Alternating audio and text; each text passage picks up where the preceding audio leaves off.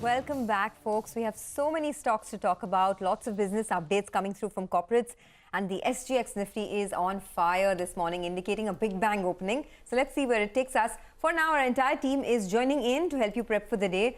Anuj, let me begin with you. Considering that it's going to be a positive opening, do you stick with the large caps? I think, Sonia, today what you do is, today you focus on the sector which will have a tailwind, which is real estate. The Shraddh period is over, and I think you will start to see more bookings from today. So real estate will have a big day. So perhaps you could focus on housing finance and some of the stocks which have been good gainers but corrected yesterday. Again, I maintain the point. You've got to see the first hour today and see how the market's moving. But stocks like Can Fin Homes or LIC Housing Finance, which have been doing well, especially Can Fin, but corrected yesterday in line with the market. I think that could be one area to focus on. Again, provided the market is giving you a stable move today after initial volatility. Okay, yes, absolutely. Today is the start of the festive season. So happy Navratri to all our viewers and to our entire team. Well, Titan didn't even sort of need the Navratri fervor to come out with a very solid update for the second quarter. Mangalam, sparkling, this one? Sparkling, shining, studded quarter, if you must, for Titan this time around. More than just the numbers, it was the commentary which was heartening as well, because they said that the business saw a strong comeback in the second quarter. Most divisions are seeing sales close to or better than pre-pandemic levels, and they added 13 new stores in Tanishq in the second quarter and 24 new eyewear stores. So that tells you about the long-term confidence that the company has in the business itself. Now on to the numbers. Jewelry business grew 78% year-on-year. Watches and eyewear grew 73 and 74% as well. It's not just on a feeble base, because if you take a look at the 2-year CAGR, which is pre-pandemic levels, jewelry business has actually grown at 75%, and that's a big positive. There was stronger demand for plain gold because, gold prices were increasing. The important part is now the unorganized to organized theme also plays out, as the company has always been 100% compliant with mandatory hallmarking of gold jewelry. The only fly in the ointment, stock hit a record high yesterday before selling off, trading at 76 times. Not particularly cheap, but these numbers are very strong. Okay, well, the wedding season is in full swing right now, so no surprises there. The jewelry business is booming as well. But the sector that's really booming is real estate. All companies reporting very good numbers this quarter around. Sonal is here to give us an update. Sonal, over to you. Absolutely, Sonia. And as Anuj mentioned, despite it being a Shraddh season, both the companies, Sobha and Macrotech developers, have reported strong numbers. It record sales for Sobha. Starting with Macrotech first, their pre-sales went up 88% on a YY basis, 110% sequentially. Collections were also up 73% on a YY basis. Net debt of the company, of course, it reduced on a YY basis, as you already knew, but it is flattish on a quarter-on-quarter basis. The company says it is the best ever quarterly performance, second quarterly performance in any financial year, and they are confident of achieving their pre-sales guidance of 9,000 crore rupees and net debt target of 10,000 crore rupees for the financial year. For Sobha, it definitely is the best quarter for the company. Best ever quarterly volumes at 1.35 million square feet, which is a growth of 50% both on a sequential and on a YY basis. Their sales value has gone up by 50% sequentially, 60% on a YY basis. In fact, on the balance sheet side, the company has been able to reduce net debt because of better collections, and their cost of borrowing has also come down. So all in all, expect these stocks to do well. They've already run up a lot. Let's see which way things go today. Okay, all right. So solid numbers from the realtors as well. Thanks for that, Sonal. Abhishek, good morning. What is Credit Access Grameen's update looking like? Well, Surbi, good morning. It looks like MFI sector is under pain, given the details that, Credit Access Grameen and its subsidiary Madura MFI has thrown up. So total AUM, that is the consolidated AUM, is at 13,500 crores, up about 20.5% YOY and about 6.4% quarter-on-quarter. This is largely led by the fact that disbursements are up more than 22% on a sequential basis. However, portfolio at risk or PAR 90 days due has risen both for CAGL, that is Credit Access Grameen, to 6.5 versus 3.8, and for MMFL also it has increased to 7.9 when compared to 6.2.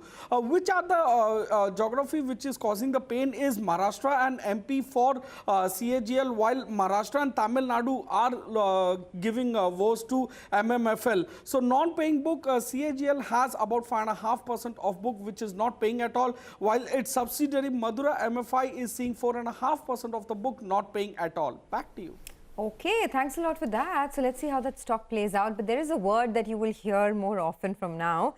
Mosquirix. It is the world's first malaria vaccine that has gotten approval from the World Health Organization. So Ekta is here to tell us more about that. Ekta, over to you.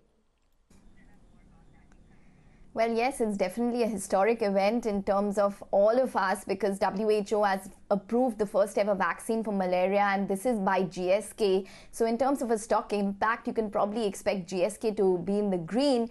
But separately, I would just watch out for Ipca, Ajanta, Strides and Cipla simply because they provide anti-malarial drugs under their institutional business, and Africa is a large part in terms of the supplies that they make, and WHO has recommended that this needs to be rolled out first for children in Africa to prevent malaria. Now, Ipca's institutional malaria portfolio was around 8% of sales in FY21. It was up 120% year on year. Ajanta, the malaria portfolio, was around 9% of sales in FY21. And other companies that do have a play in this space include the likes of Cipla and Strides. So you could probably see the maximum impact on stocks such as Ipca and Ajanta, and maybe a minor impact on the likes of Cipla and Strides. GSK likely to be in the green. Okay, thanks Ekta for that. Every month NSE is adding 7 to 8 new stocks in F&O, and we have 8 more. Agam? Yes, and we have some big ones too. But I start off with something like Atul Limited and Chambal Fertilizers from the chemical space, Birlasoft as well as First Solutions from the IT sector. I suppose everyone was keeping an eye on Laurus Laboratories, SBI Cards as well as Whirlpool. And along with that, we also have Gujarat State Petronet Limited. And this will also take the total number of F&O securities now to 189. Okay, perhaps more fun and games then in the F&O space. Thanks, Agam, for that. Well, here's a quick recap of our top stocks with positive news flow this morning. There's Titan, Macrotech Developers, Sobha, GSK Pharma, Atul Limited, Birlasoft, Chambal Fertilizers and Chemicals, First Source, GSPL, Laurus Labs, SBI Cards and Whirlpool. While stocks with negative news flow, Credit Access Grameen, Ipca Labs, Ajanta Pharma that have a large malaria medicine portfolio, Strides Pharma as well as Cipla. But so much happening in the world of commodities. Always headlines from the world of commodities. So let's go across to Manisha for a roundup of all the action. Manisha, first up, metals, what's happening today? Well, yes, they are under pressure and for a second straight day now. Actually, the last 1 month, when you look at the metals chart, barring aluminum, almost everything has seen a decline. The strength in US dollar, the weak demand from China, property sector is all weighing onto this space. So we have nickel trading at a 3-month lows and copper trading at a 1-week lows as well. Not just metals, there is a sharp profit taking that we've seen for the energy pack. So the natural gas prices have declined 10% overnight. Crude is down 2% overnight as well. Russia has pledged to export more gas going forward, and that really seems to have eased some of the fears in this space. What about the Bitcoin, Manisha? Back above that $54,000 mark. I mean, it's big moves in the crypto world. Oh, absolutely. I'm sure, Sonia, the bulls are rejoicing when it comes to cryptocurrencies here. 9% gains in last 24 hours. And for the month of October, we are 25% on the higher side. You know, yesterday, after the reports came in that U.S. could soon approve futures-based Bitcoin ETF fund, we saw $1.6 billion worth of Bitcoin bought in a matter of 5 to 7 minutes. So clearly this has been institutional buying that happened on the exchanges. And the important point is that the altcoins did not do so well. It was the Bitcoin which has dominated the markets. $1 trillion market cap is back for Bitcoin, and a lot of buying is what we've seen in the Asian markets after that is opened as well. Okay, thanks a lot for that. There's some news reports that Brazil will be launching Bitcoin as a currency very soon. Of course, just unconfirmed reports, but so much happening in the world of crypto. Let's do one thing. Let's take a short break on that note. On the other side of the break, we will get back to our first love, equities. Gurmeet Chadha, the co-founder and CEO of Complete Circle Consultants, joins in for some stock talk. Also, Dinesh Nolka, the managing director,